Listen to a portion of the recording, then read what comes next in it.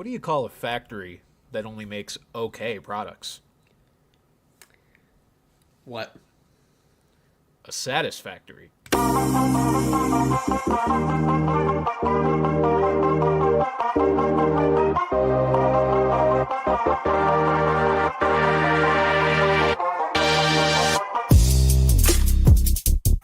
Ladies and gentlemen, welcome back to Brand Coverage. I'm Brandon Carney alongside Pat Gustafson. Pat, you like that one? You're shaking your I'm head upset a that bit. I didn't get it. That was low-hanging fruit. That one was gettable. As I said it out that's why loud, I'm I was not like, happy about it. I wonder if he's going to rip this one. Folks, welcome back to the show. We've actually got a pretty eventful week to talk about here. Free agency. Pretty eventful day. That's true. This is, sometimes having the podcast on a Tuesday, just with the NFL calendar in general, it seems like a lot of things lend themselves to us having a show later in the day on Tuesdays. I don't know.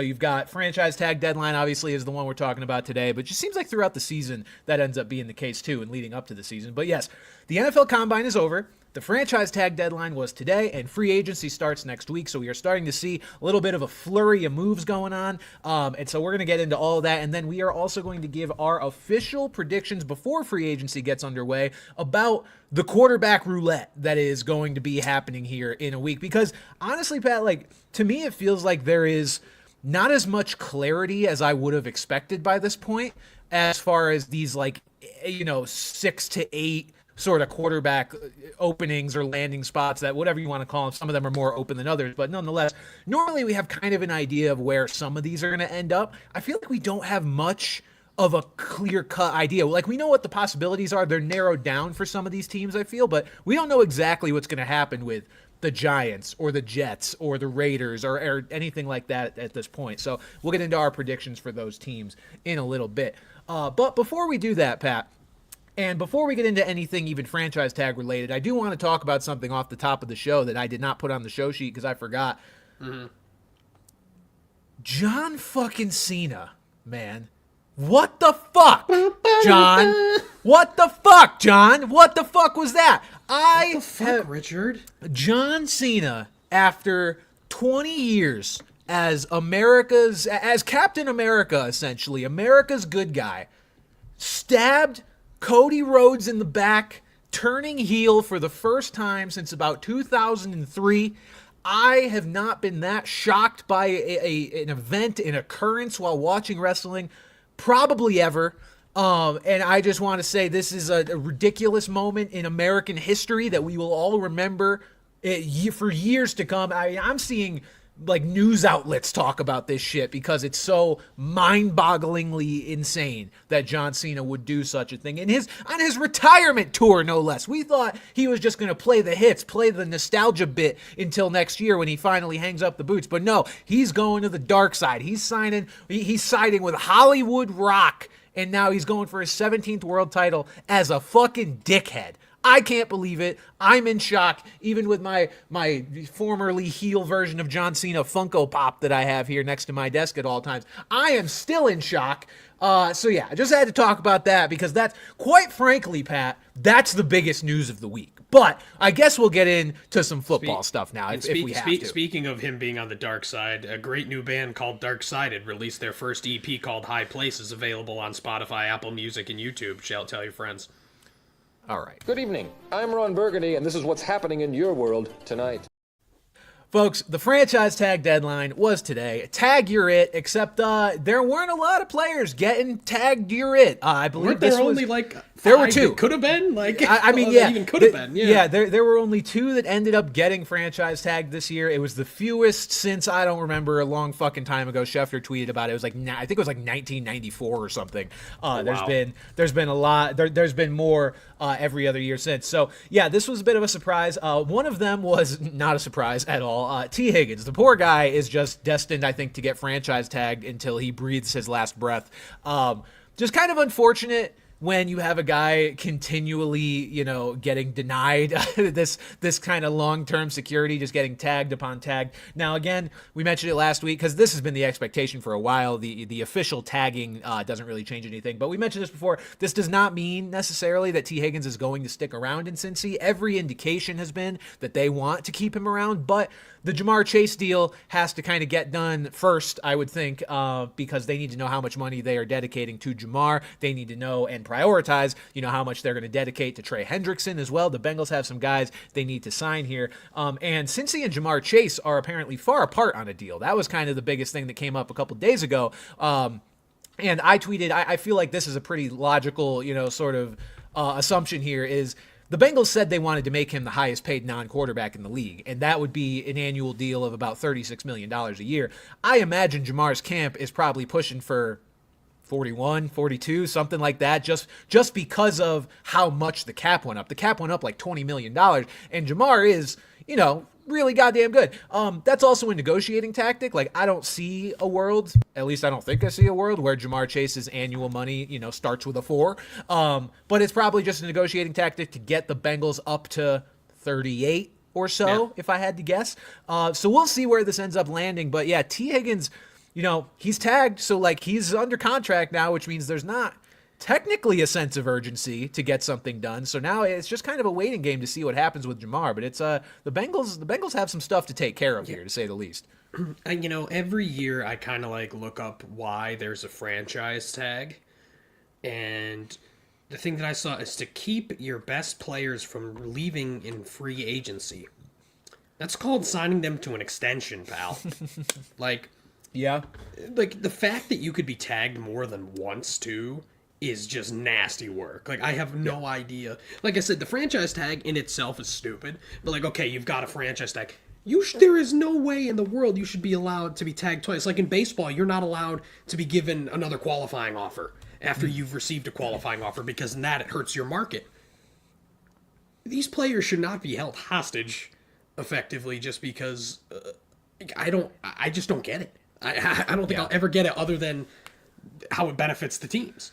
Yeah, well, and the NFL, I'm sure looks at it as that's the reason that it scales for the second time you get franchise tagged. You get more money the second time as opposed to the first. So it's like, all right, well, if that team's going to franchise tag you again, you're going to get even more money than you did before. So at least you're getting the money. But at the end of the day, when you're a player of T. Higgins' caliber, which those are the only types of players that are getting franchise tagged, the long-term, financial stability means a lot more than just being one of the highest paid guys for a single year. These guys, he's made a lot of money already in his career. He's going to make more money in his career.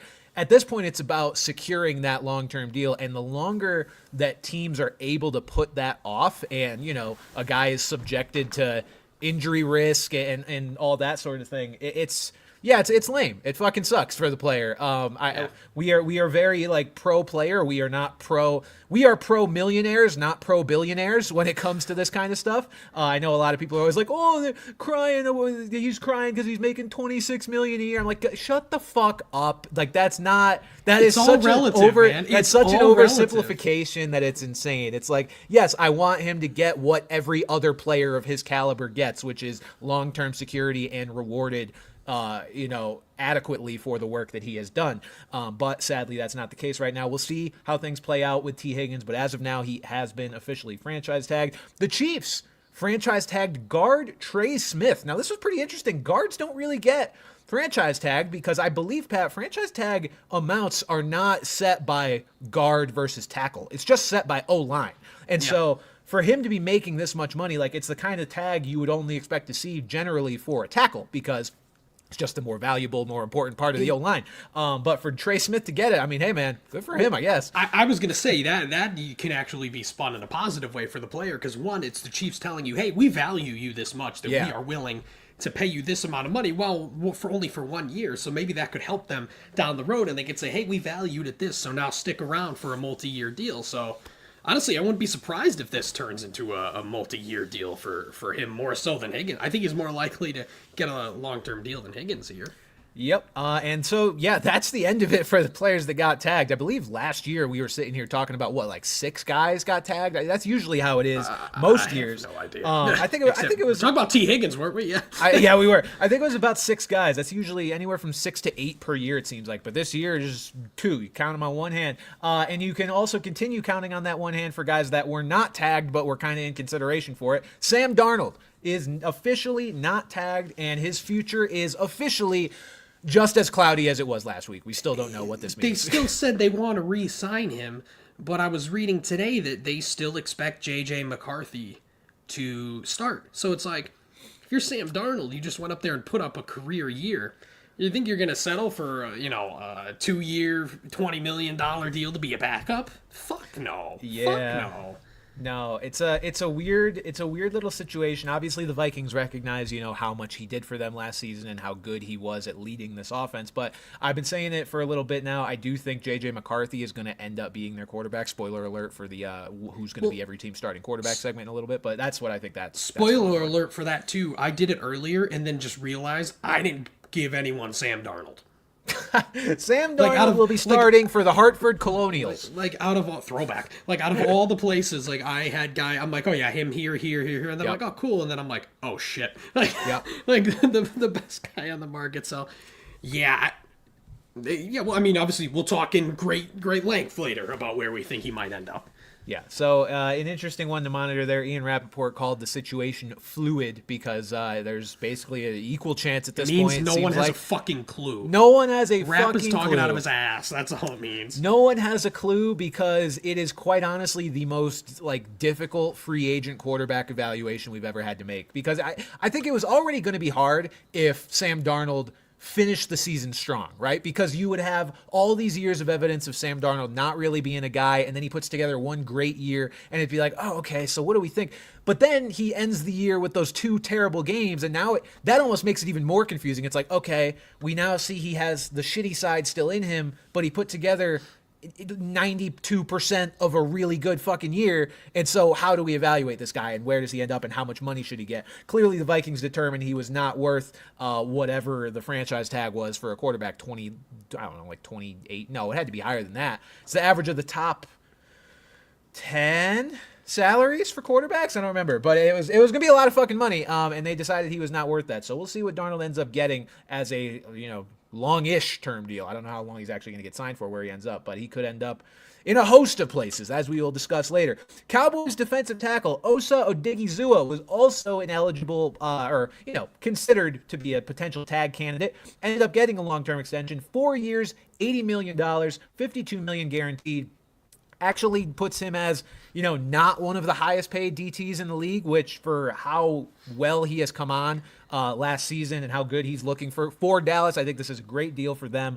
And, being able to get him locked up long term, rare W for Jerry Jones. And you think about maybe he could have made more, but you think about the security there for someone like this who I quite frankly hadn't heard of until this year.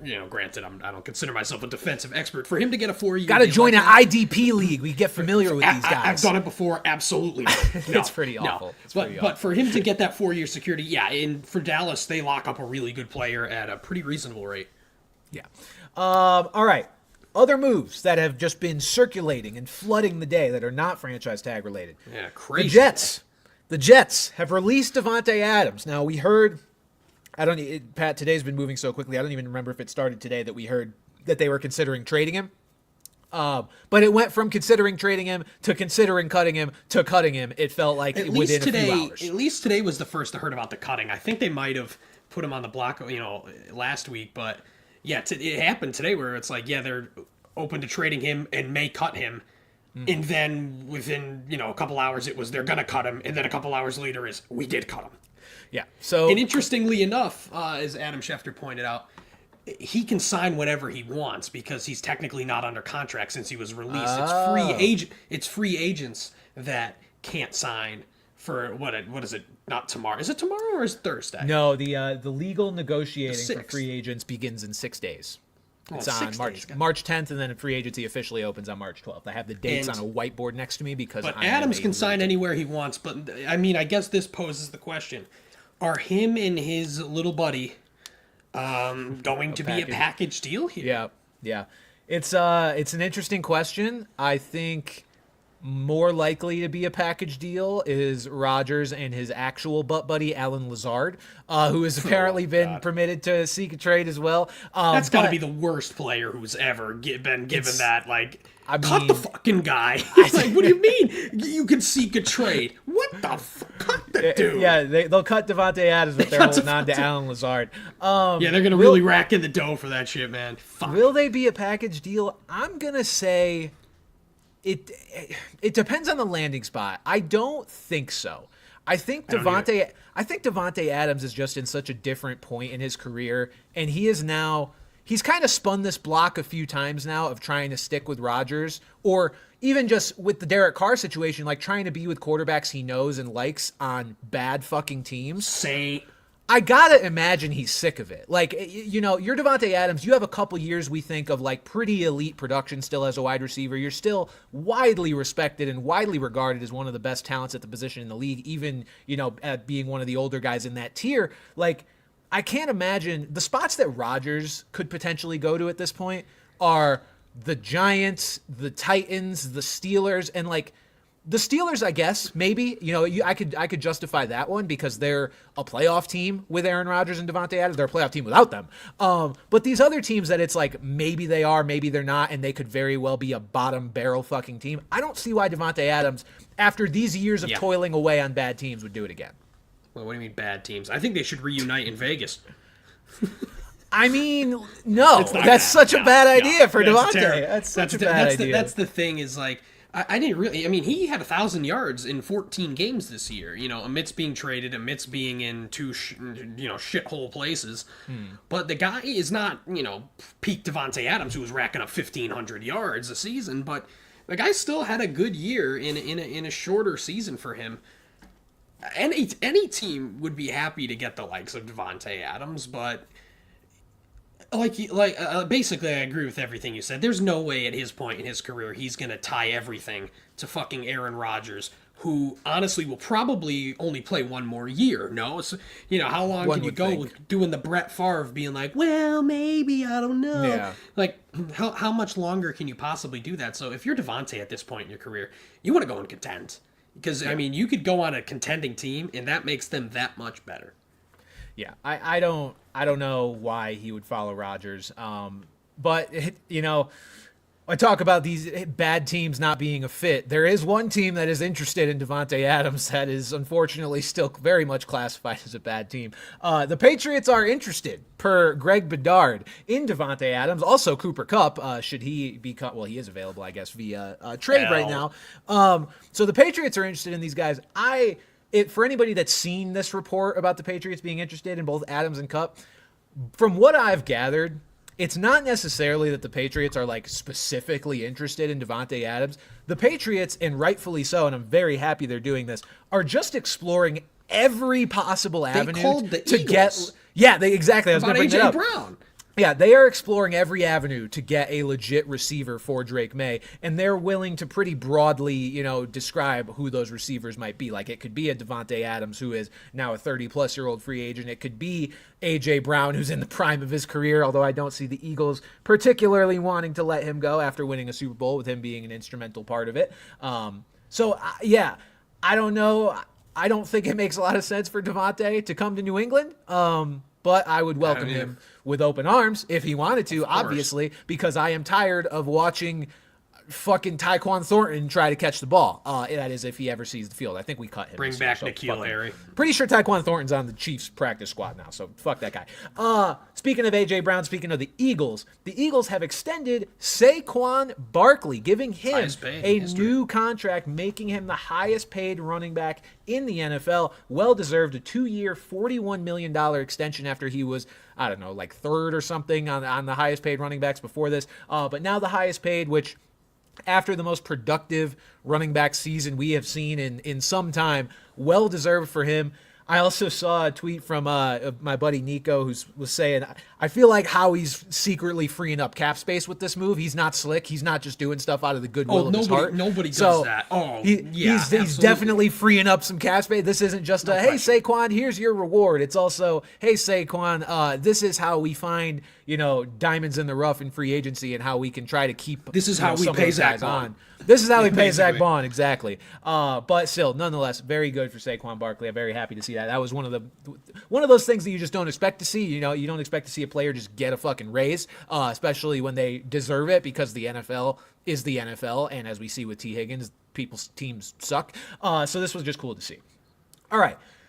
The headline that was the inspiration for the thumbnail of this podcast, if you are watching live on YouTube or after the fact on YouTube, it is Drewski in a Commander's uniform because Deebo is fat and washed. But hey, nonetheless, nothing wrong with either of those things. I don't think he's fully fat or fully washed, but we're going to talk about it. Deebo Samuel traded to the Washington Commanders. I just feel like it's funny because I remember 2 years ago, like the entire offseason was flooded with Deebo trade rumors, and that sustained so much of my content for like months. Everything got banger views just talking about everybody and just talking about whether Deebo was going to get paid or traded or whatever. Now we fast forward 2 years later, Pat, it's like he got traded for fucking peanuts in the middle of the night and nobody cared. Like, it's just funny how much can change in the course of 2 years. So little fanfare surrounding this deal. Saturday night news dump, just it's like what the fuck ever. Deebo's a Commander now. He's wearing a different shade of red. Enjoy red and gold. Looking at this from every angle, how will this work out for the Commanders? How do you see this pairing going with them and Deebo? If just looking at it on paper, X's and O's, you'd think it would be a great pairing. They've got a guy like Terry, the true number one, and then not a lot else. I mean, we've talked about it, and after time, Zach Ertz is going to come back, most likely. But after that, even a guy like De'Ami Brown's a free agent. Like, they don't really have much else. And I think you want to give Jaden Daniels as much help as he can get. I think the big concern was that all of Deebo's talk about how he wanted to be the number one guy wherever he went, when clearly he is not going to be the number one guy over someone like Terry McLaurin, especially where Deebo's been at in his career. But I mean, if Deebo just puts his head down and plays football, I think it's going to work out great. Yeah, I think it'll be a rejuvenating sort of move for Deebo. But at the same time, I am really not expecting a lot. I think this is going to be nice for Jaden Daniels to have a weapon, that's not Olamide Zaccheaus or De'Ami Brown or even Zach Ertz as a secondary option to Terry McLaurin that is actually somewhat dynamic. I mean, I don't want to disrespect OZ too much because honestly, Olamide Zaccheaus made some nice plays. Like I remember I kept seeing him pop up on my screen. I was like, what? How the fuck do you keep doing this shit? And who is not defending you? But that could also just be Jaden Daniels, talent kind of opening that up for him. I think I just look at all the similar trades that have been made like this, Pat, over the last few years. Similar, receivers in similar parts of their careers for similar compensation. And you look at Keenan Allen, you look at Amari Cooper, you look at DeAndre Hopkins. All these guys traded for similar draft capital, none of whom really did shit for like an extended period at least. They were all sort of like, you could consider them relatively valuable assets for, we're still a fantasy podcast, for the real life football team. Like, they were still a good pair of hands to have around, I guess.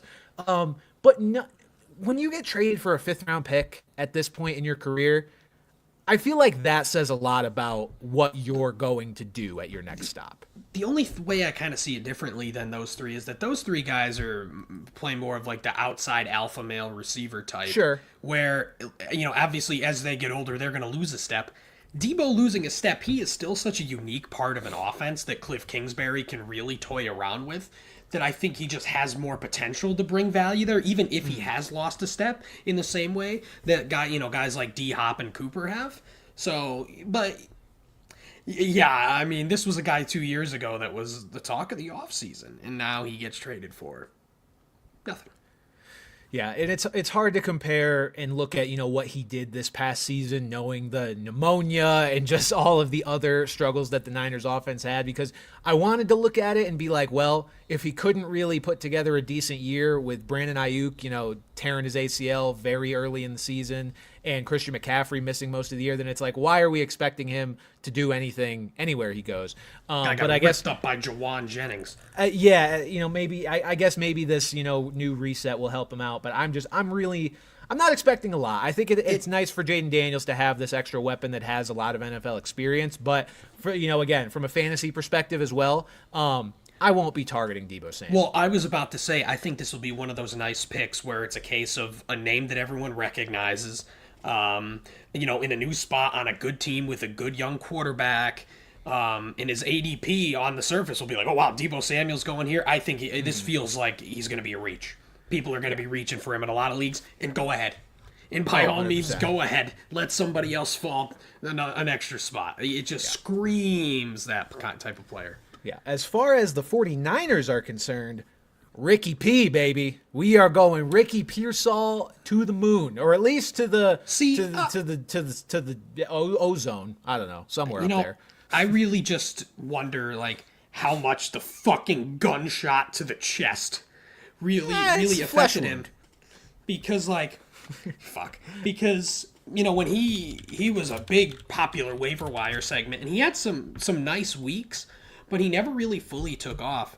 But you look at now with targets freed up from Deebo, but first of all, that offense is really fucking good. You've obviously got Christian McCaffrey. Hopefully Brandon Ayuk bounces back healthy. Jawan Jennings looked great last year. He did. And George Kittle was one of the best tight ends in the whole league last year as well.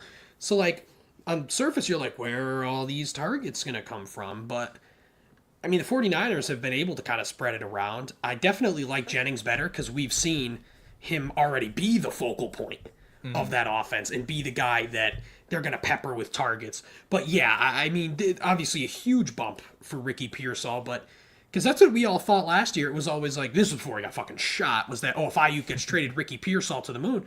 All along, I was probably going to be Jawan Jennings to the moon.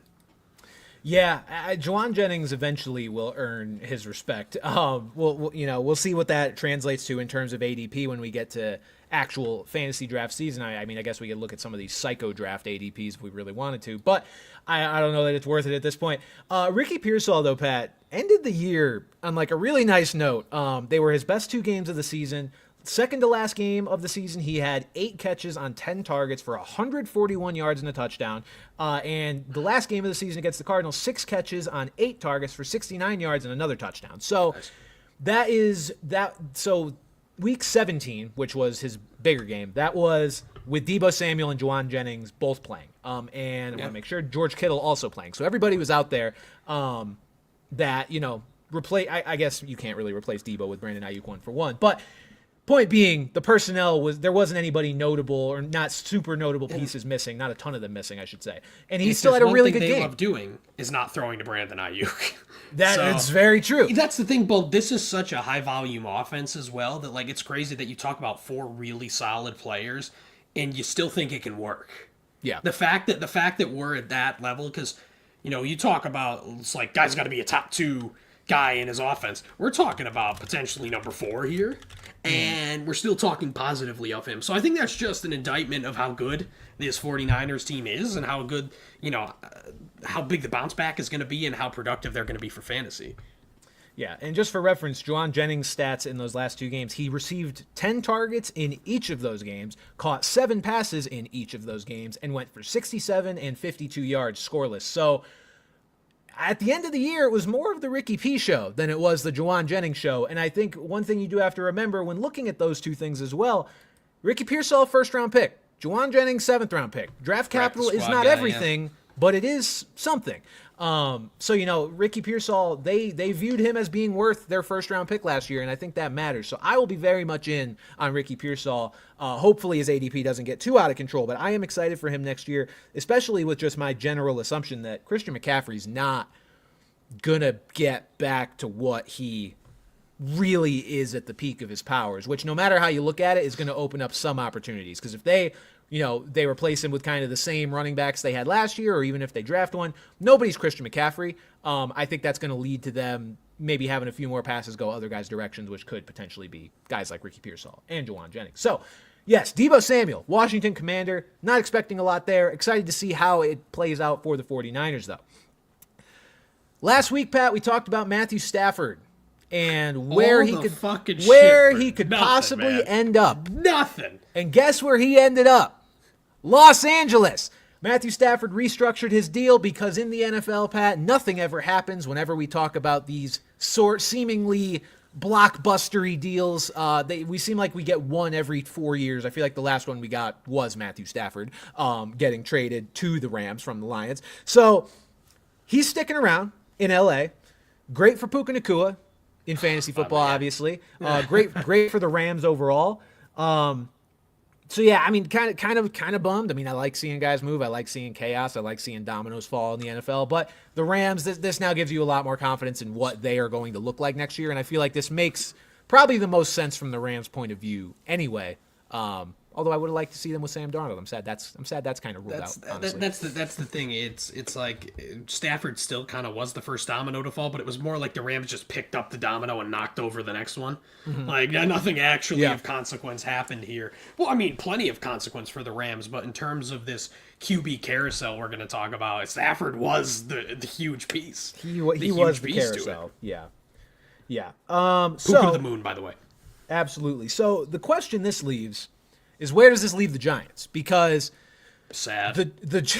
Other than sad, the Giants seemed like they were the most logical destination for Stafford. Obviously, we heard that multiple other teams reached out, but it felt like it made the most sense for the Giants from the perspective of their GM and head coach, wanting to make a big move and try to save their jobs and make a big improvement. And they could have still drafted a young guy to sit behind Stafford, given how this quarterback class is maybe not the most inspiring or pro-ready, however you want to describe it. But now this kind of leaves them in a tough spot. According to Jordan Rannan, I don't know how to pronounce it because I only ever read the name, but he's a reporter. He said multiple league sources left their meetings with the Giants after the Combine believing they are going to trade for the number 1 pick and Cam Ward. So that is where this leaves the Giants, I guess.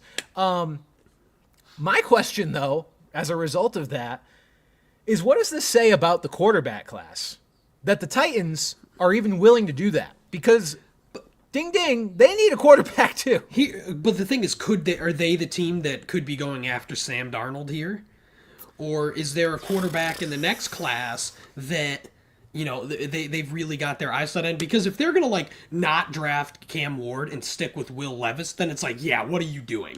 But you've got to think that they have something else in mind here. But think about it: if you want to target Sam Darnold, even though the Giants are only jumping up 2 spots, they're still gonna get a fuck ton for getting that first pick. And at 3, there have been we'll talk about them more, but there have been talks that the Browns are locked in on a quarterback, and they either one. If you could trade back to 3 and still get fucking Abdul Carter, and everything you get from that first pick is what I don't think, but it's just what are they cooking? Is it gonna be Sam Darnold? Is it gonna be Aaron Rodgers? Or are they just gonna trot out Will Levis and be fucking terrible again? Which is a possibility, I think, in terms of getting another good draft pick. But we'll talk more about that. But yeah. The Titans are in a position where I guess they could basically tank all of next year because of the fact that, they just fired their GM. So they got a new guy, and now he is clean slate, one would think. So I guess they're in a position to do that. I just think I find it hard to believe they would go through such a blatant tank job of starting Will Levis another year. This isn't a Daniel Jones, we got one deceptively really good year out of him so we can, I guess, keep kicking the tires on him and seeing what happens. We know Will Levis fucking stinks. We know that. If they trot him out as the starting quarterback next year, I don't think they will. That's such a bad look. Even if they kind of go with the mediocre route, I don't think it's going to be Will Levis. I think they're kind of going to bring in one of these fringe starter types to take care of that. Yeah, that would be pretty bad. I got a lot of people tweeting it because I tweeted the Titans were not one of the teams that reportedly reached out to Matt Stafford. They're reportedly willing to trade out of number 1 when they need a quarterback. Who the fuck are they trotting out week 1? And a lot of people were like, they're just going to go with Levis and tank for Archer. Rudolph, with your nose so bright, won't you guide our team tonight? Titans fans, I'm so sorry. I hope they exist. Any Titans fans in chat? If you're a Titans fan in chat, show yourself, please. We have 252 people in here right now. Statistically, one of you should be a Titans fan. I don't think I've ever met a Titans fan in real life. life. I have decisively never met a Titans fan. And I've been to Nashville. You were there too at the same time. True. I don't even think I met any Titans fans there. I don't think I saw any Titans gear the entire time I was there. Yeah, I don't know if you're a Titans fan, if like the hopium of Arch Manning is enough to keep you going. But I don't know, man. We've seen this backfire so many times where conceptually it's like, oh, they'll wait until next year's quarterback class because they like it better, and it's like the chaos doesn't always go like that. Looking at the chat to see if we have any Titans fans. I'm looking at the chat to see our boy Alex say Nashville is Wakanda for white women, and that's what got me. That's what just got me. No one has said it though. No. He's not incorrect. Yeah, someone says a Texans fan, all of them are in Houston. I guess that's fair. The Oilers. All right. I don't know what this is going to ultimately mean for the Giants, though. I guess they might just value Cam Ward, higher than the Titans. That is, if this deal were to go through.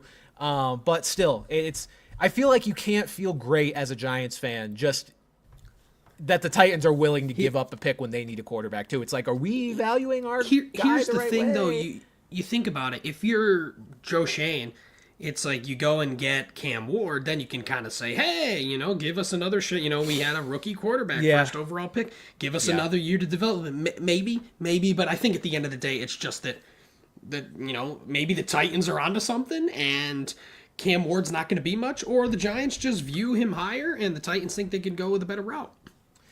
Yeah, I guess it's a possibility. I feel like both the Giants and the Titans are just headed for pain, as they have been for a couple of years. RBT is a Titans fan. I don't know who that is. To continue. I have zero clue who that is also. Anyway, all right, Pat. It's time for QB roulette. Now, I was at the casino last night, so that's... Oh, look at you. You're warmed up. I intentionally did not put my picks in our show sheet because I did not want you to be influenced. I wanted to see just how different our picks could possibly end up here for QB roulette. I'm intrigued here because I don't know. I have a feeling this could be very same, but you also like to get a little cute over there. Listen, RBT is a Madden YouTuber. Okay, thank you. I see. I get a little spicy from time to time with my picks. I guess I said, I think I was so boring to the fact that I literally left out Sam Darnold, and I may or may not have left out Aaron Rodgers now in the final cut here as well. I'm curious because I have a pick here that I feel like you won't have this guy starting for any team, and so I'm curious to see how we differ in who you have starting for them. All right, we have 8 teams here that are at least they're either extremely or somewhat iffy as to who their starting quarterback it's in flux to start next season. Sure, the Titans, the Browns, the Giants, the Jets, the Raiders, the Steelers, the Colts, and the Vikings. Let's start with the Titans, Pat. Panthers. We'll start with the Titans, Pat, because they have the number 1 overall pick in the draft as we sit here right now on March 4th, 2025. We don't know how much longer that'll be the case if the New York Giants end up, going big balls and trading up for that pick. I'll let you go first, Pat. Who is going to call Nashville their home as of week 1 of 2025? Who is starting for the Tennessee Titans? I guess it's Wakanda forever for Sam Darnold. I guess if that's what our boy Alex said. Basically what I said earlier. If you're the Titans and you can still get what you're gonna get for the number 1 pick to move down 2 spots to potentially draft Abdul Carter, who is pretty consensusly the best player overall prospect here in this draft. If you can do that, and if you believe in Sam Darnold here, if you believe that Brian Callahan could maybe be the kind of head coach who can bring something out of a guy like Darnold, and you just look at these options out here and you just wonder which one Darnold is kind of going to end up in. And this kind of makes the most sense to me, especially with today's report. Oh, man. I just feel like Sam Darnold going anywhere, it's just not going to work out. Pat, the Tennessee Titans have the 28th ranked offensive line in the league, according to PFF. Darnold seemed to shit his pants when the sort of mid-pack offensive line of the Vikings. Obviously, they lost Christian Darrisaw midway through the season, and that was a tough blow for them, even though they tried to replace him. He showed some signs of streakiness whenever that line let him down. If the Titans line continues to play like a bottom 5 line in the league, and this team has Sam Darnold leading the way, I fear for Mr. Darnold. I fear for the Titans fandom, if it exists. And I fear for the United States. No, it's a rough one. I could see it for sure. Any team that needs a quarterback, and seemingly the consensus is that Sam Darnold is the best one out there, and understandably so. It makes sense. Well, like I said in my first exercise of this, literally, I did not have Darnold written down. Yeah. And I did it mentally, of course, but I did not have Sam Darnold. So then I kind of looked at from the perspective the second time I did it. Let's build this around Sam Darnold. And again, like I said, none of the other places were really screaming Sam Darnold to me. So I'm actually very interested to see where you have him end up. Oh, let's see. I'm getting a call right now. Hold on. Oh, really? Oh, okay.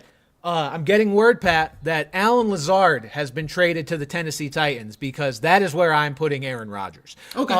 Yeah. I think Aaron Rodgers. So for those that recall, before Aaron Rodgers went to the New York Jets, there was a lot of rumblings about him going to the Titans because he had a home in Nashville, still has a home in Nashville, and it seemed, for the sleuths out there that were fucking stalking Zillow listings or whatever the fuck, they thought it was basically done that Rodgers was going to be a Tennessee Titan. I think the fact that it didn't happen before, I could see it happening now that he's worn out the welcome in New York. And the Titans, it feels like it is a logical spot for Rodgers with only a year or so, left in his career, because the Titans, as we talked about last offseason, they kind of built this pseudo fake weird contender-y roster that has guys on it that aren't necessarily indicative of a rebuild. They went out and signed Tony Pollard. They went out and signed Calvin Ridley. They did all these things that, they traded for L'Jarius Sneed. They did all these things that it was like, why are they trying to build a contender? Well, now they're stuck with this skeleton roster of semi-contendership that maybe Aaron Rodgers does squeak them in to a playoff appearance, with these guys out there. And even though the Titans seem positioned for a full-on tank, no matter how you want to slice it, teams are trying to win. Teams are trying to, put a decent product on the field. I think Rodgers kind of lines up with their timeline and the fact that he has that connection to Nashville. It just makes sense to me. So I'm putting Rodgers in Tennessee. Yeah, I don't think that's far-fetched by any means. And like you said, the biggest thing between Rodgers that would put him over Darnold is lack of commitment. You're probably going to only have to sign him to a 1-year deal, as opposed to Darnold, where he does command a multi-year deal after what he did.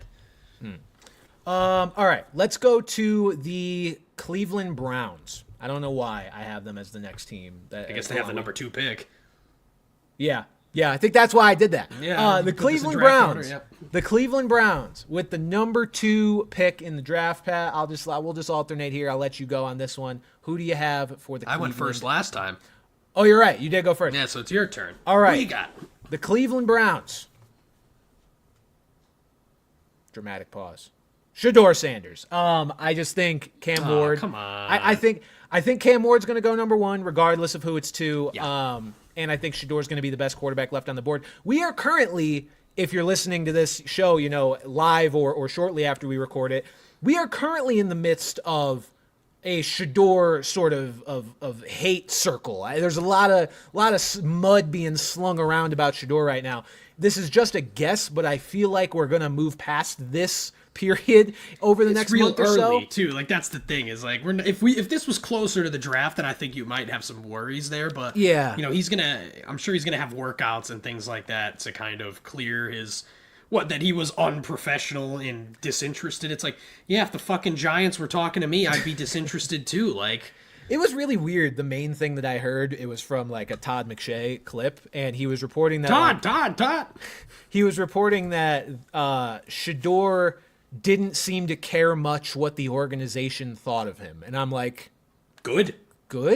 Like, fuck do you want? What do you mean? How is that a negative? Like, yes, you want to, go in as a prospect and try to impress and give a good impression, but like, I don't know. Maybe it was McShay's poor wording of trying to get across what the issue actually was with Shedeur. But like, I wouldn't want to draft a guy who particularly gets shaken by pointing out his weaknesses or anything like that. Like he should have that confidence in himself. So it's just kind of a weird thing. We know he's got the confidence. We know he's got the swagger. I mean, yeah. So I think when the dust finally settles, it's going to be Shedeur to the Browns, because the Browns, God, we know they need a quarterback.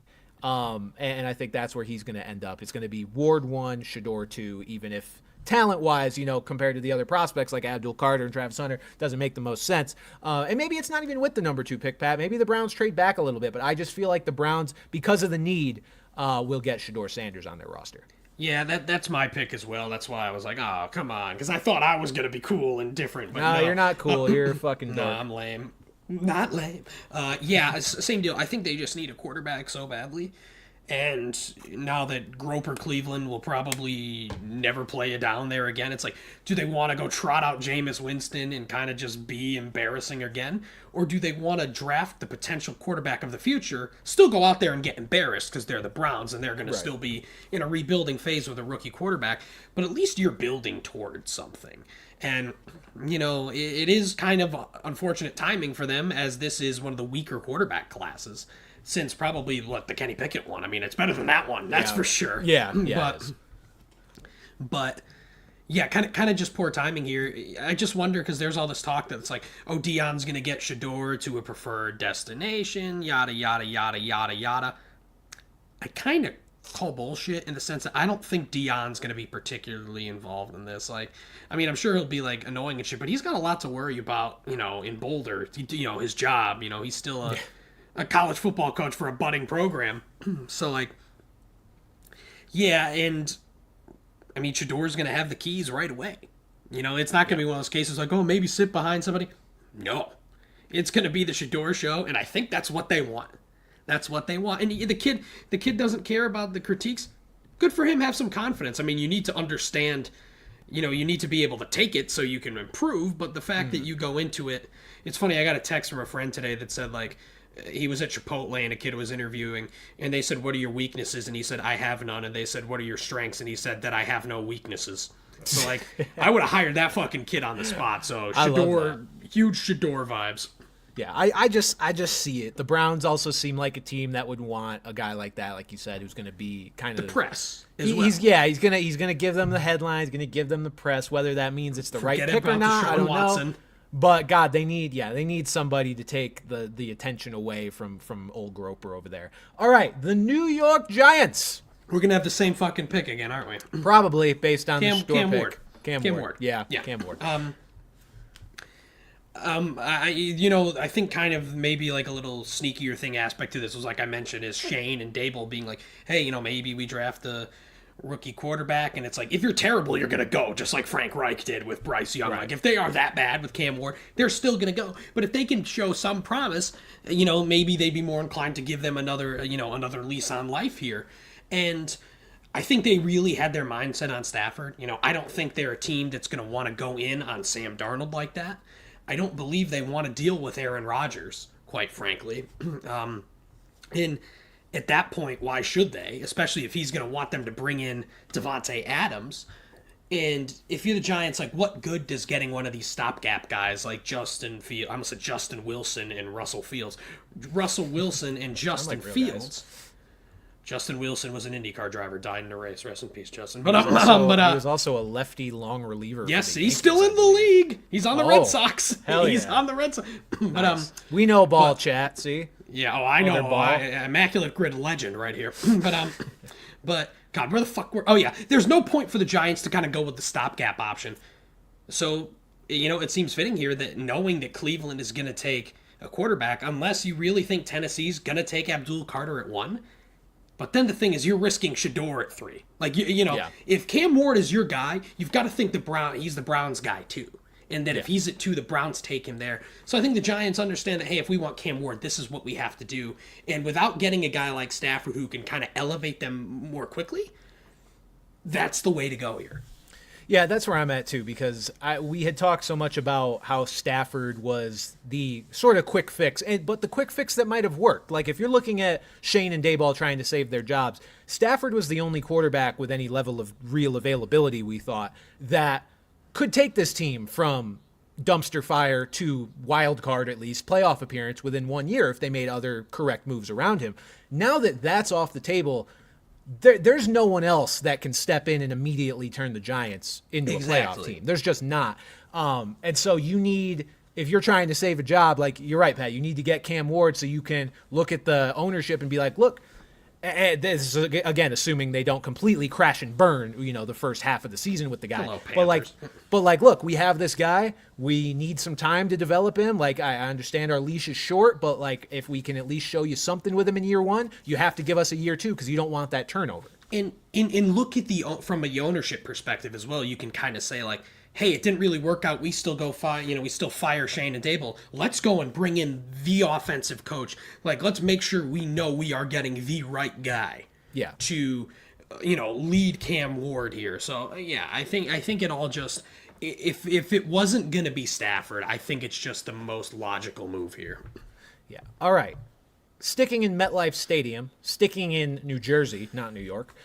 We have the New York Jets, Pat, and for my money, this is the most interesting one because I don't have a real idea of who they would go after because my answer's going to be gross. I'm just letting you know. I'm kind of excited. I don't think we have a real answer. And so this is the one where I did kind of go off the wall a little bit. And it's not gross. I went off the wall, but it's gross. But it's not off the wall at the same time. I feel like I know who you're going to say. Anyway, gun to my head, Pat, I don't think this is going to happen. But for the sake of the exercise, I'm going with Jackson Dart for the Jets. I'm going to say there is another rookie quarterback starting week one. And it's the fact that, this is a bit of a hedge on the Shador slander that's coming out because what I also heard from the McShay conversation was, Shador could be waiting a while on night one of the draft, and it could be a position where he ends up, it's a debate whether he's even QB2. Whether I believe that or not doesn't really matter, but whether the Jets could use a quarterback does matter, and I could see the Jackson Dart hype just going up and up and up as we approach draft day, and the Jets being like, look, this is a guy we can pick and also bring in some kind of vet, which is why, again, I don't know that this guy would start week one, even if they do draft him, because it could be a sit him down kind of scenario. But fuck it, Pat. I'm going with Jackson Dart. I think that would be a lot of fun if they, with a completely new regime, this fun quarterback that's just kind of getting this buzz as we get closer to draft day. I like it. Fuck it. Jackson Dart. I think there's a good chance that they draft Jackson Dart or like even Jalen Milroe and not start week one. Yeah. And get your barf bags ready, kids. Get your whatever you stab people in the lungs with, because I'm going with Tyrod Taylor, their current backup. I knew you were going to do that. That's exactly who I thought you were going to pick. Just in the sense that, like, I do think they draft a quarterback. But, like, you're taking a guy like Jackson Dart or Jalen Milroe while the potential is there. They do not come off as these guys that you're going to be able to insert right away. They might have to be the kind of guy to sit behind someone, even if it's for like 5 or 6 weeks. Like, look at Jacoby Brissett. We all knew that Drake May was going to happen at some point. And, Tyrod Taylor's there. I mean, you could do worse than Tyrod Taylor, I suppose. I mean, I think a guy like Joe Flacco would be more fun.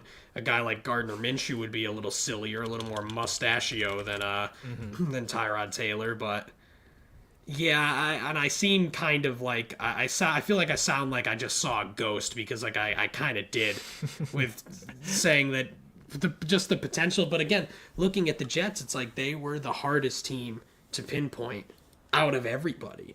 And it's like, and then I'm like, I could put Darnold or Rodgers there. It's like, motherfucker, no, you can't. Like, no, you cannot. I'm looking. So Tyrod Taylor, the reason I find that funny is because he has a reputation for being the starter ahead of guys that 3 places. Yeah, the starter ahead of guys that became really fucking good. And I believe it's Josh Allen, in Buffalo, Yep. Baker Mayfield in Cleveland, and Justin Herbert in Los Angeles. He was so maybe there's a magic pill with Tyrod Taylor. If you have him as your temporary starter ahead of your young quarterback, that young quarterback just fucking hates Tyrod Taylor or something and wants to destroy him out of spite. I don't know what it is. Calls the doctor. Stabs him in the lung like the Chargers did. So yeah, look, maybe that's not a bad move for the Jets. I don't know why I knew. You said gross. I was like, I know immediately who you're picking because there's not a ton of prospective starters out there that are gross. There's like one other one, but Jacoby Brissett. Yeah. I was gonna say Russell Wilson, who I don't have assigned to a team. Just full disclosure here. I do. So, all right, let's move on to the Las Vegas Raiders, Pat. Is this where you have Russell Wilson Sad assigned? noises, yes. Raiders country, let's lose a lot of money in gambling so my wife leaves me because of my drinking problem.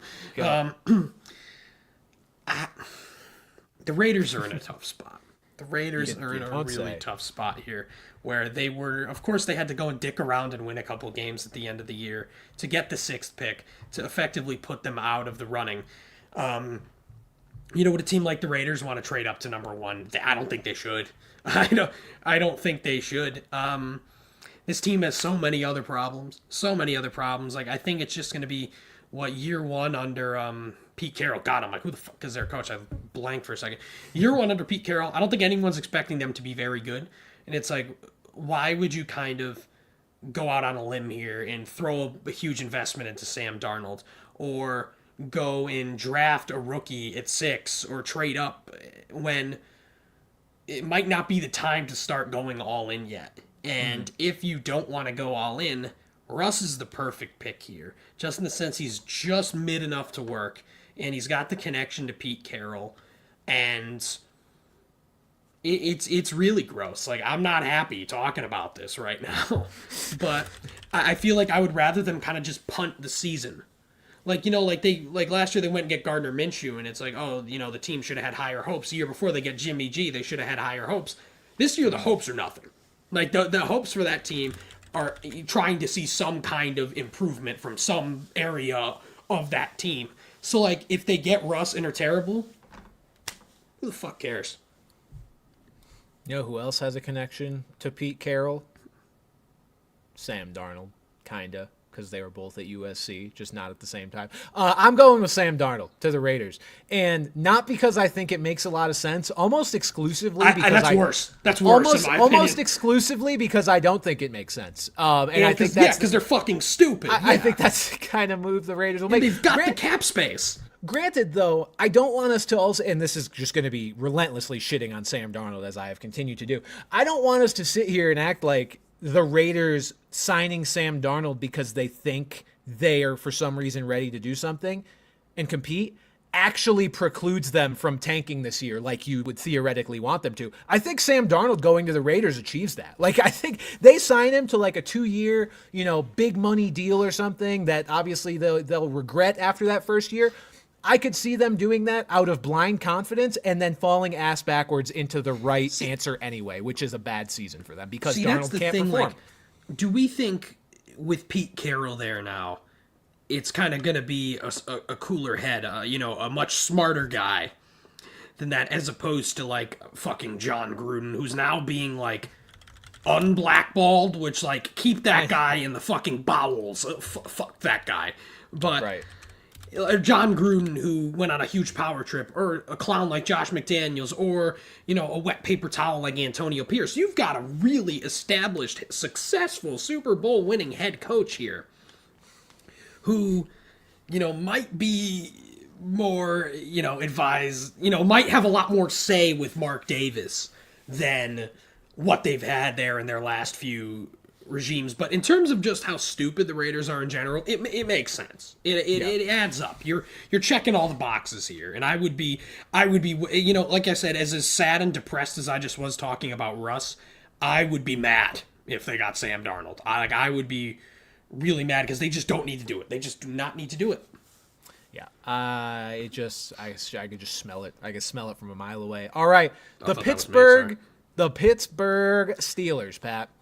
We're down to a few guys who are available. Funny enough, we have not said either of the Steelers' 2 quarterbacks from this past season just yet. Or no, you did. You put Russell Wilson there. I have not said either of the Steelers' 2 quarterbacks from this past year.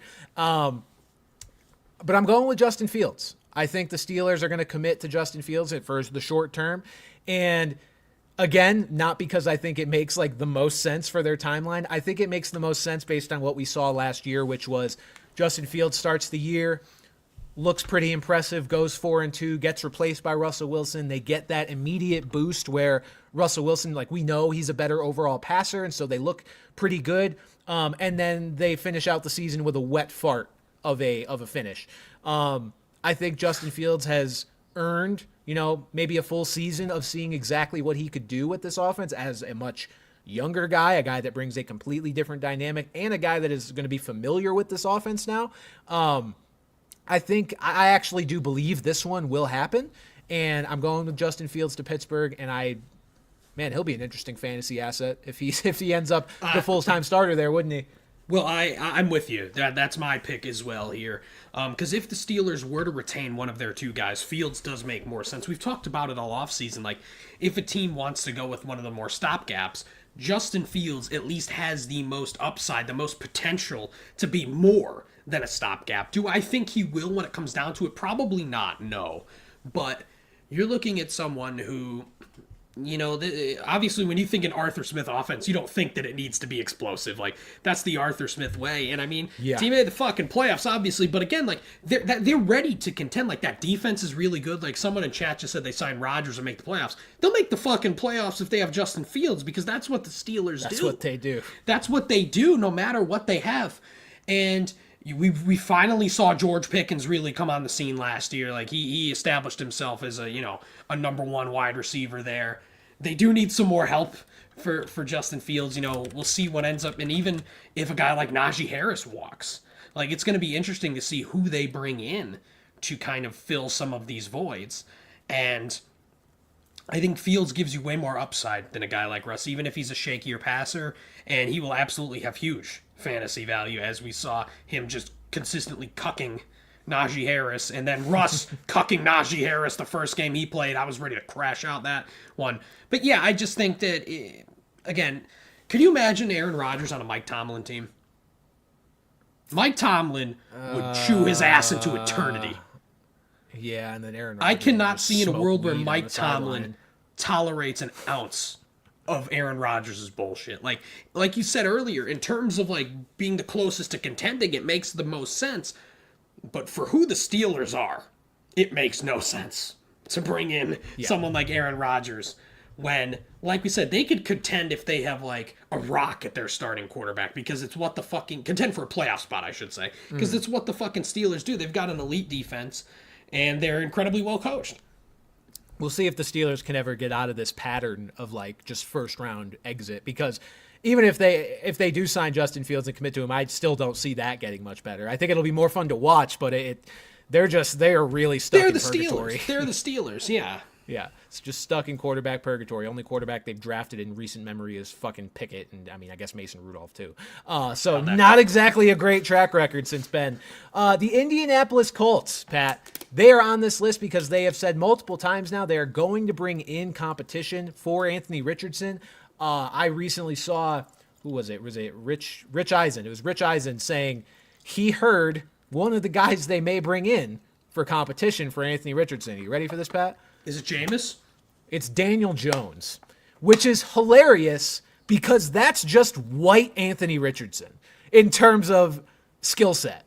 Like, Richardson's deep ball is better, but like in terms of just they only can run and cannot throw the ball, that's really funny. But at least Richardson is like some huge, fast guy. Daniel Jones is a good runner. Jones is pretty quick. He's pretty quick.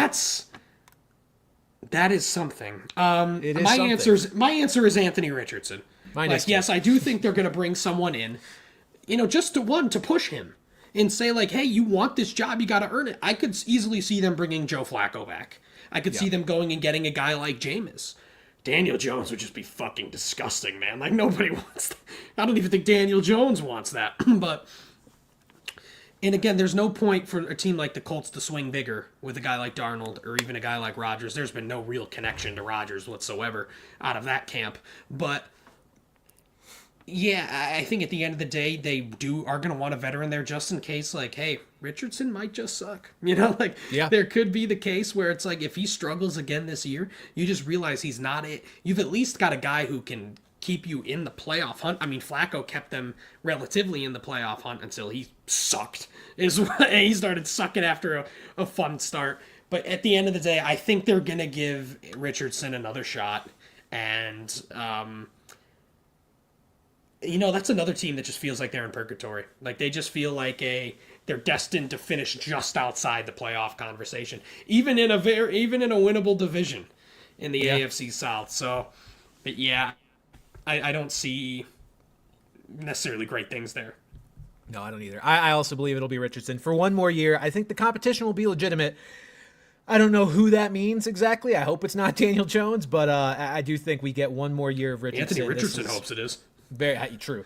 Very much a do or die year for Richardson. And Pat, I think we've landed on the same pick for the Minnesota Vikings as well. It's J.J. McCarthy. Nick Mullins. Yep, Nick Mullins. Josh Dobbs. No, J.J. McCarthy. I do Hall. see. I do. We could do this. They all started a lot of guys last We few could years. do this all. Joe Webb. Mackley on Bethel Thompson. Damn! Stop one-upping me. Fuck. Oh man, I don't think I could. Dudes will just really sit around and name random quarterbacks all day. I don't think I could beat Mackley at Bethel Thompson. I'm trying to think. All I could see is Sam Bradford in my head. Shout out our friend Sal. That's not funny. Or Tavares Jackson. All Rest in right. peace. Fuck, I forgot about that. J.J. McCarthy, I do think will get his shot this year. Kevin O'Connell has shown that he can just kind of make anybody a good quarterback, and J.J. McCarthy is probably no different. So I'm excited to see what he can do. A guy that they felt it was a good decision to spend an early first-round pick on. I think he gets the nod over paying a guy like Sam Darnold, a ton of money. But it would depend on what Darnold might accept as a contract if he ends up returning to Minnesota or not. But even still, I think it just makes more sense to go with McCarthy at this point, as do you. So that ends our quarterback roulette picks. Pat, one guy I do want to mention, because I kept seeing some stuff about him getting a look as a starter. It's kind of quieted down, but I did see it initially.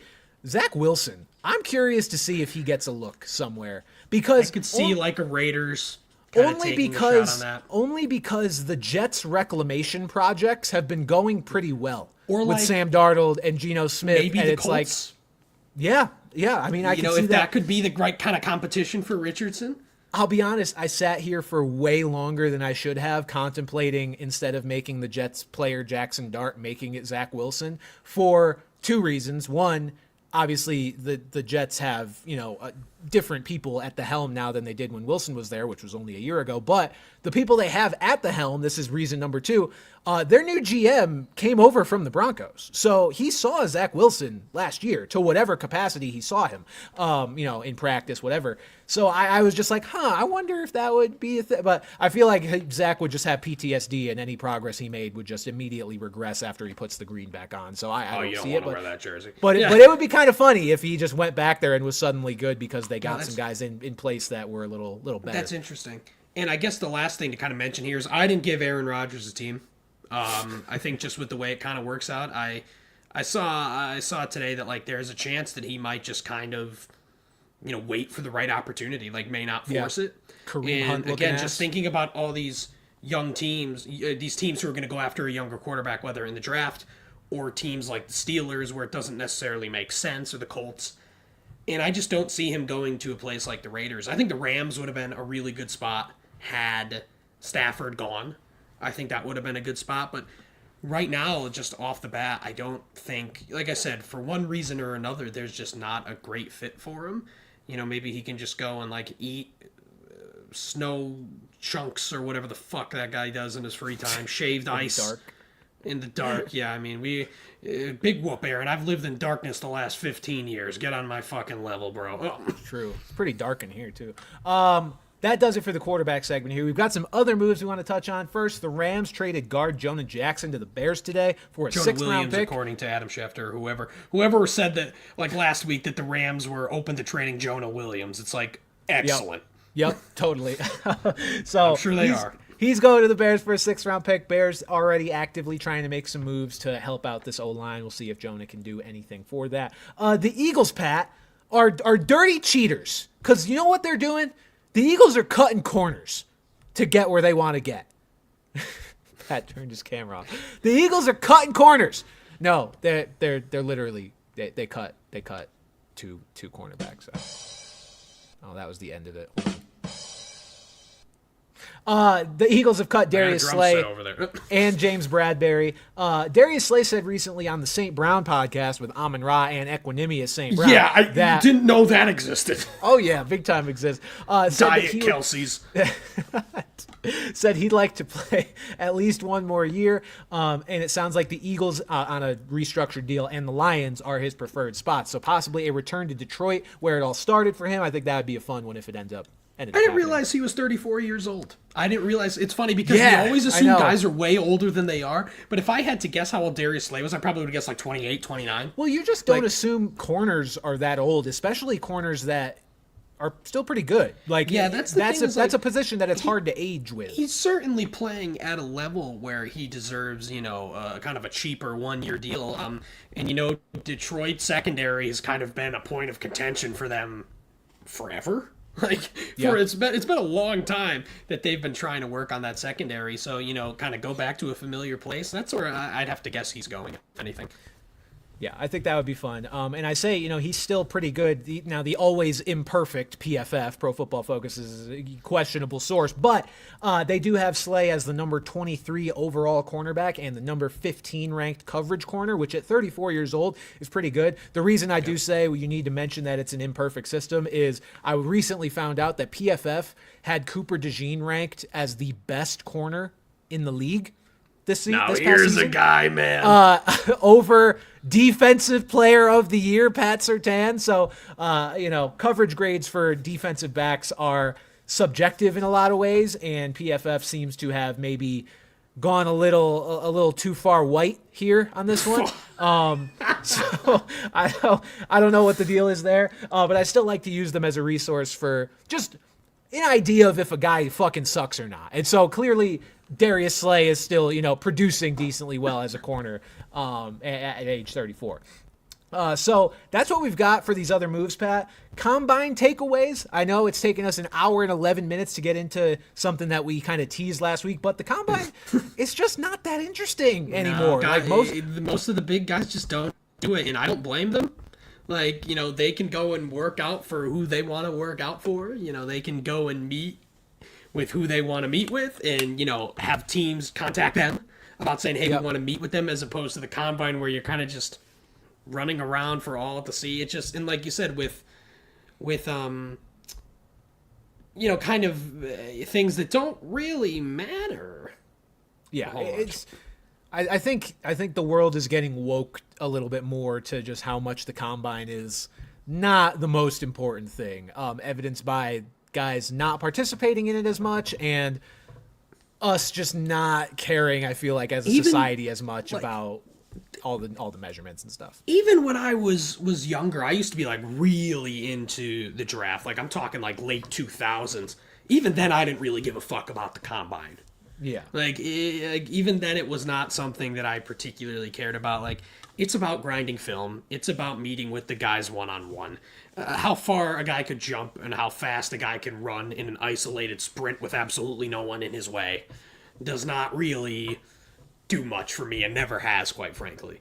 Yeah, its intent is to uncover these athletic hidden gems. And I mean, Pat, one that comes to mind because of our UConn affiliation is Byron Jones. He had such a crazy broad jump that one year that it really leapfrogged his draft status. He's still in the league, isn't he? Yeah. No, Byron Jones suffered a bunch of injuries and ended up dipping out a couple of years ago. But he still had a pretty nice career though. And so I get it. I get it from that perspective for guys who aren't, super highly ranked guys. And I remember Byron saying himself that it wasn't necessarily the jump that was oh, this guy can jump really far, he must be good. It was athleticism based things that make people take a second look at your film and take a deeper look. Exactly. Nobody was really paying that much attention to this random corner from UConn, and then suddenly they're oh, he can do that, let me go back and make sure I'm not missing something. So I get it from that perspective, but it's just, I don't think it's uncovering as many hidden gems as people think it is. And if anything, it's clouding judgment of guys that aren't good performers in the combine and are just good football players. That's the thing, is like, I think it's more so for the later rounds. See some guys that might not have been on your radar, not necessarily guys that are going to vault up into the first or second round, but it does help these kind of fringe players. If you might not have gotten drafted, you have a good performance like that, then hey, you might become a 5th round pick or something. But in terms of evaluating this top tier talent, no. Yeah, no one broke the 40-yard dash record despite 2 different Texas players saying they would. Isaiah Bond said he was going to run a 4.2, maybe even a 4.1. He ran about a 4.4, which is good, but he did the only thing that makes people not think a 4.4 is good, which is tell people he was going to be even faster than that. So kind of a shoot yourself in the foot moment. It's not going to matter in the long run. It's just kind of funny. And then Jaden Blue, Texas running back, said the same thing, that he was going to break the record and just also did not and ran a very normal time. So don't make those guarantees. Maybe that's the lesson here. I think the biggest news, Pat, from the combine might have been that Jordan Schultz and Ian Rappaport got in a fight at Starbucks, which is very funny. Because I'm just picturing that fucking nerd war and what that looked like exactly, because it had to be. According to my sources, it had to be appointment television to see those. Jordan Schultz has maybe the most punchable face in sports media outside of Nick Wright. So like, I wish I was there for it, is all I really have to say about that. Folks, we've got our weekly UConn update. I did not lie. We are doing this every week.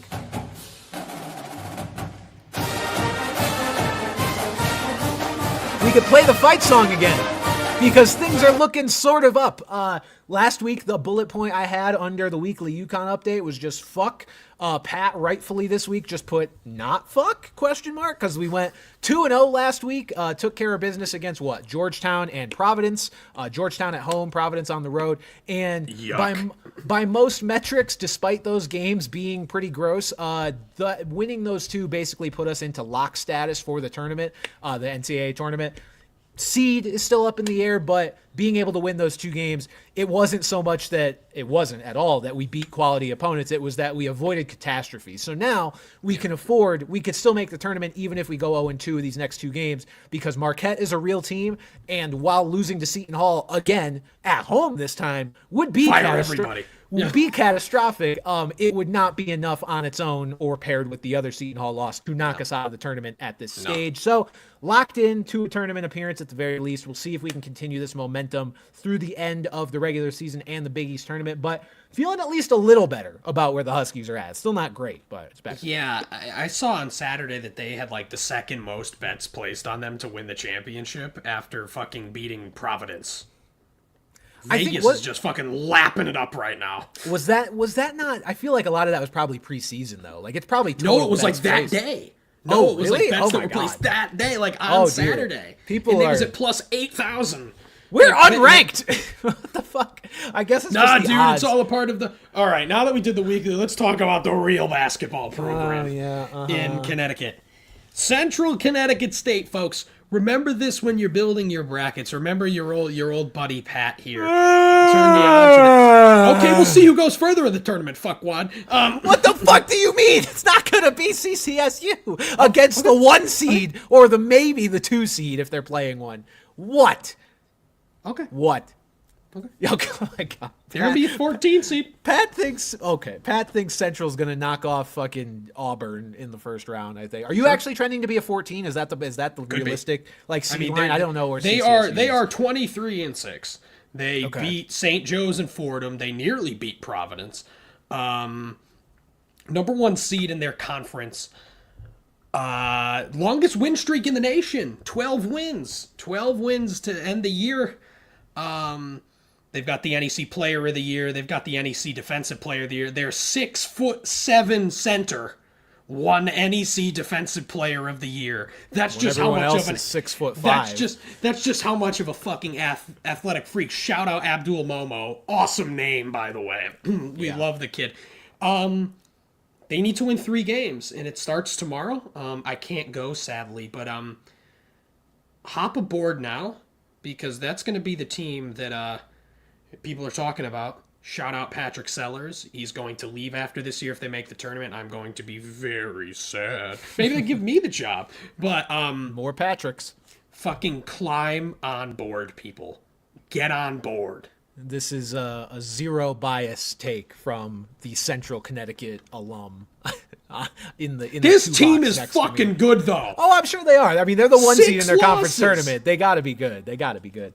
My watch thinks I'm talking to it. And they're better than last year when they fucking blew it. Not seeing a lot of dubs for CCSU in the chat right now. Not appreciating this. I don't think people know what that even stands for. Most of the people listening or watching, I think there's a need to say out Central Connecticut State, because otherwise people are like corn cob Sisyphus. Corn cob sexy university. Like nobody knows what the fuck you're talking about. But hey, fair enough. They are the number 1 seed in the NEC tournament. Hopefully they can actually finish the fucking job and make the tournament this year. Folks. If I'm there at the championship game and they lose, I'm ending it all. No. I will be on that court, though. I don't care if they have to wheel me out on a stretcher and be the last guy storming that court. I will be stepping foot on that fucking court if they make the tournament. Fair enough. Folks, that'll do it. A little bit early for this episode of Brand Coverage. We'll be back next week with lots of free agent takeaways, considering the legal whatever negotiating window will have opened the day before the pod next week. So we should have plenty to react to, even though it's the day before anyone can officially sign. But yeah, that'll do it for this week, folks. We are slowly but surely getting through the offseason, and March Madness is getting closer, so it's only going to go by even faster. For Pat Gustafson, I am Brandon Carney, and we will see you guys next time. Go stream Darksided's EP High Places. Bye-bye. Corn cob sexy. All right, folks, for anybody left in the chat, we will answer your questions after we get through our super chats for the day. We got 10 pounds. We got so many pound donations. I got enough pounds. I don't need any. I was going to say, I'm on Ozempic. I don't need any more pounds. There's rumors of the 49ers ownership buying Rangers So here we go with the soccer. What are your guys' opinion on 49ers ownership? Are they proactive when things go wrong, or are they stuck in their ways? I mean, the 49ers are one of the most well-run organizations in the NFL. Absolutely. So from that perspective, you never know how this translates across sports, because Josh Harris is getting all the credit and all the praise in the world for what he's done with the Commanders, and yet the Sixers are in fucking shambles. So it's hard to gauge how it's going to go across sports, but at the very least, I think you have some reason for optimism. Natasha with $2 said, I love your videos. The Deebo one made me laugh. Thank you. I don't know why the Deebo videos do so well for me. Something about Deebo and the 49ers has always performed well on this channel. I have no idea why. Lucian with $5 said the Dolphins are practically done for. They are $500K under the cap with around 30 players leaving last I knew. The Dolphins might be the definition of in purgatory. Like, we use that term a lot, and it's true for a lot of teams. I think the Dolphins are really paid to a fuck ton of money. Like, Tyreek is... You bet at the very least, Tyreek is unhappy to some extent, or getting his ass beat by police officers. Like, nothing good is happening in that. No, you bet the house on that offensive system of Tua just basically being a jugs machine throwing to the fastest humans you could fucking find, and it has just not gotten you. It just has not gotten you anywhere, like, up to this point. The Dolphins have not made a meaningful playoff run at all since Mike McDaniel got there. So it's definitely getting late. It's definitely getting late early, just for how the Dolphins want to operate here going forward. But yeah, it's they're done for. You may not be wrong. Crappy Entertainment with $4.99 said, should have asked a couple weeks ago, but what's your music taste? Also, I was Darksided's first YouTube subscriber. Also, Zeke will be first ballot Hall of Famer. Yo, come Pat on. Pat will remember. Shout out Crappy Entertainment, man. I don't think your entertainment's crappy at all. What is your profile picture? It looks like a Texas A&M basketball. I can't tell. He's got a single-digit number. It's a little like cartoony Texas A&M guy. Music taste, Pat. God, I don't think our music taste could be much different, except for the fact that I like that song "Dark Side" made. Hang on a second. We've got 6 of them. Like all of them. Six subscribers. My music taste. No, 6 songs. 6 songs. Sorry. My music taste is very dad rock. I like rap music, but not really anything that's come out recently. I'm very much stuck in like the Juice World sort of like 2019-ish of music and before. We love you say unk. I love unk rock. I love punk rock. I love a little Dear Maria, Count Me In. Fucking slam that shit on a Saturday afternoon and we are living. So my music tastes all over the place. Yeah, I mean, I feel like I could feel myself getting old, Pat, because more and more I'm just like, I don't like anything that's coming out like recently. And you've been that way for 20 years. I've had you beat for nearly my entire life. Yes, my two Beatles favorite boy. bands peaked in the year 1966, the Beatles and the Beach Boys. So like, I am so fucking far out of touch. I just joined a band that is like a Blondie tribute cover for those kids, like One Way or Another.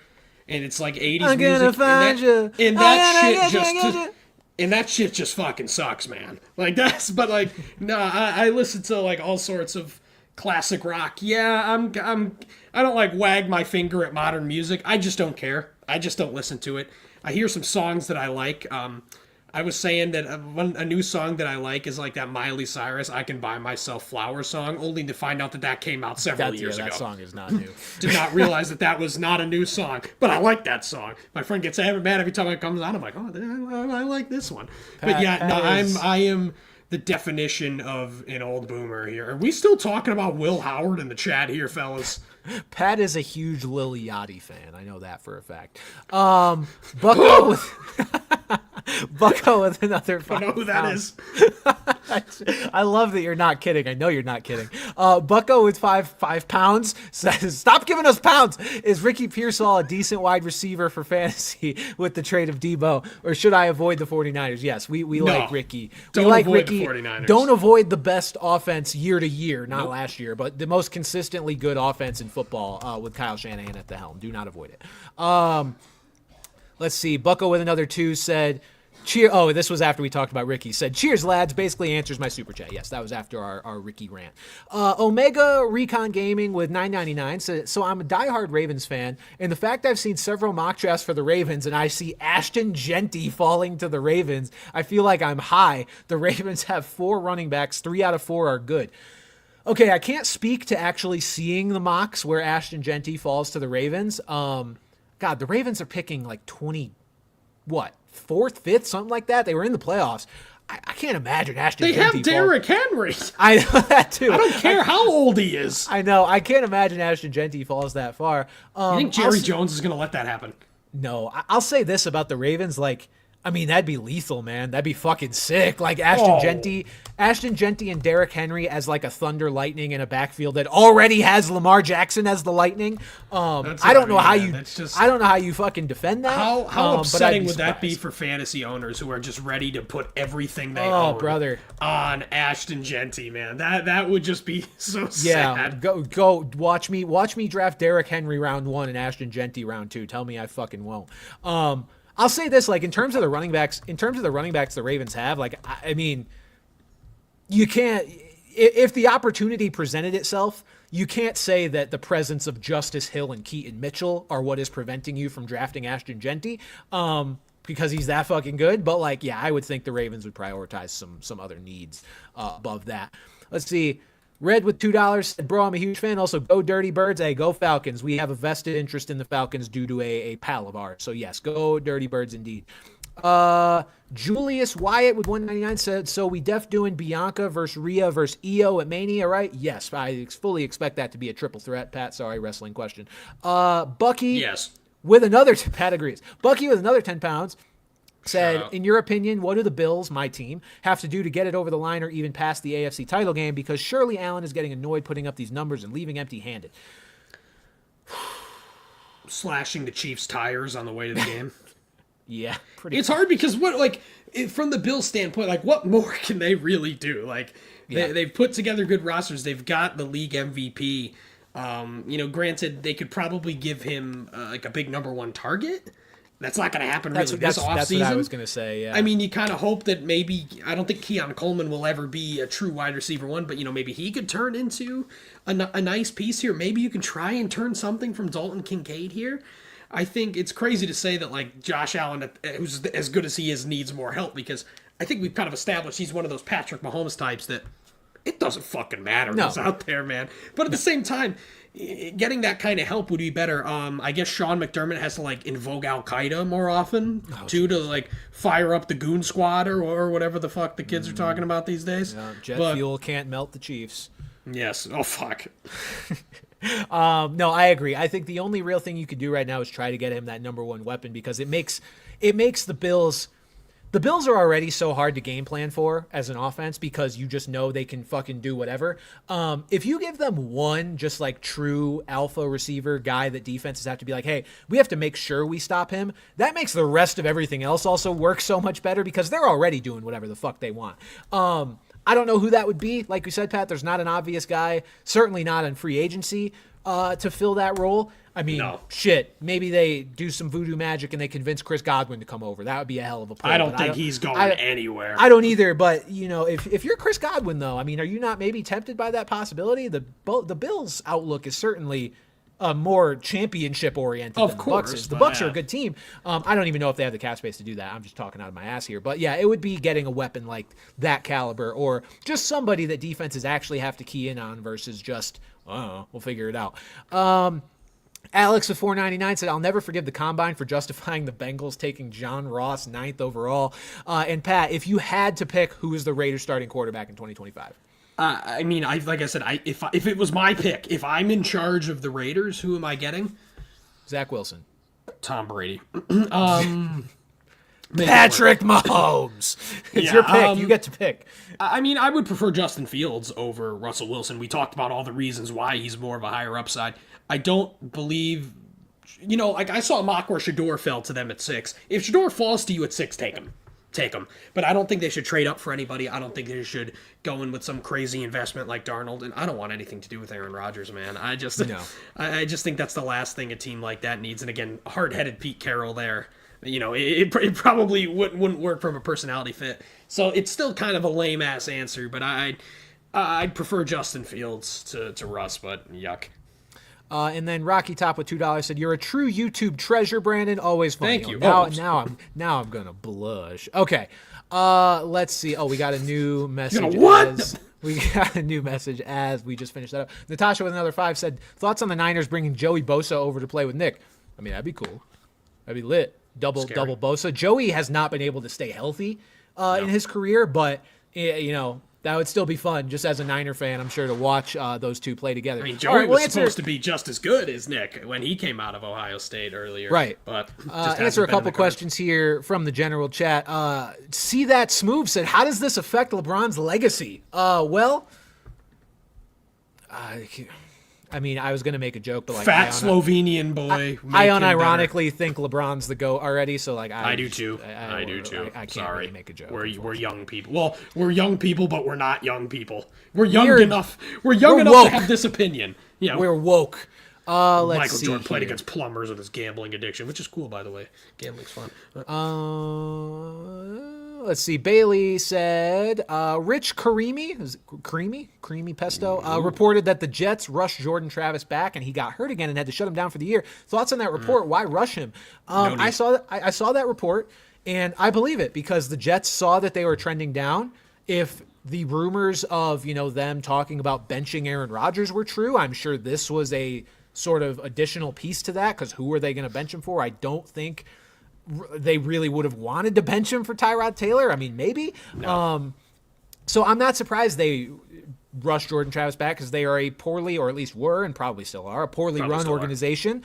And so things like that don't surprise me. The reason to rush him would be to try to salvage the season. They knew if Rodgers was playing bad and Tyrod Taylor is just mid, it was going to be like, well, let's throw the young guy out there and at least see what he's got. Except the young guy still had a fucking busted leg. And now it's probably more busted. So yeah, they're trash. Let's see what else we got here. Kyle said, do you think the Colts should draft Riley Leonard to compete with Richardson? Why are we just drafting more guys that can only run and can't throw? Is that the theme of the Colts? Is that the only type of quarterback they're allowed to draft? The Colts went through a stretch of drafting old-ass replacement-level quarterbacks, signing them, and now they're just going to go through and get only guys that can run and can't throw the ball. Look, I'm not in what is already considered a weak quarterback class at the top. I'm not currently entertaining the idea of any quarterbacks that are outside of the projected top 3, or at least 4 maybe past Will Howard. So I'm going to say no. Let's see. Flyer said, what are your thoughts on the UFL and its upcoming... I get this question every year. Thoughts on the UFL? Will you make content on it like you did with the USFL and XFL back in the day? Also love your content. I think I made... No, this isn't to call you out or anything. I think I made like a video on the USFL/XFL. No, I just don't care. I just don't care about the leagues. I don't care about them. I will be watching other sports in the meantime. It's just not good enough for me to watch. I'm even at the point where I've kind of grown a little more disengaged with college football. You know, I'm not one of these just like straight up football junkies that can't get enough. Like no, not really. Like I just really like NFL football. Yeah. Let's see. A couple more questions here. As a Browns fan and Buckeye fan, I want the Browns to take Will Howard. I mean, that'd be pretty funny. Be pretty funny if they took Will Howard. We're gonna start shadow banning that word from. Can we do that on YouTube? Can we shadow banning Will Howard? I think I can. Yeah. I never want to hear that man's or see that man's name again. Will you ever forgive John Cena for turning heel? No. Why would he do that? Why, Pat? But ma'am, there's a U.S. Marine who needs your help, Pat, and his name is John. Pat, John Cena was such. John Cena granted. How did you even see this happen? It was on the Elimination Chamber paper. I thought you can't see him.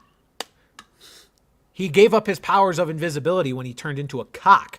Why would he do this, Pat? You know how many Make-A-Wishes he's granted? Do you know? Do you know how many? He should. He's the most ever, correct? Yes, he's the most. Yeah. And now he's mean. Now he's a big bad meanie guy. He should do like a Make-A-Wish where he just like dumps a gallon of milk like on top of a kid. Yeah, he does a Make-A-Wish where he just pulls the plug. One more question here. Let's see. Pretend I didn't say that.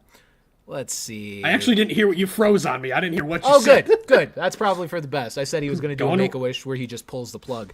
Oh, can that be mine, please? There's nothing I'd love more than John Cena pulling the fucking plug on me. Let's see. This guy said, answer Rocky Top's question. It's a good one. Will the Jags ever sniff success with Trevor Lawrence at the helm? I'll say yes. I'll say optimistically yes. I don't think they're going to win a Super Bowl with Trevor Lawrence. I have visions, Pat, of a playoff win with Trevor Lawrence. That's all I want. I just want the Jags made a goddamn AFC Championship game with Blake Bortles. Can please we win a playoff game with Trevor Lawrence, Lord please? And Savior. We are dangerously approaching like a ranking of Jags quarterbacks all time where Trevor Lawrence is not above Blake Bortles. We are dangerously approaching. No one taking down David territory. Garrard, man. Nobody's taking him. David Garrard is my guy. I actually wrote about him for a video I'm doing this week. I'm ranking all the I'm ranking all the quarterback draft classes since 2000. And so he's involved. They're like, I ranked his class like 19th or 20th out of the 23, but he was invoked nonetheless. I'll say yeah. I think Trevor Lawrence. I do too. God, I hope so. I fucking hope so. I forget. I saw somebody earlier in the chat like asked like if you believed more in Lawrence or someone else. I can't remember who they said, but my immediate thought was just Lawrence because we've at least seen him like have somewhat of a floor here. He certainly has not been this generational prospect that we thought he was. And obviously now we're going on Coach 3, but maybe a certain coach with a certain catchphrase could really bring the best out of him.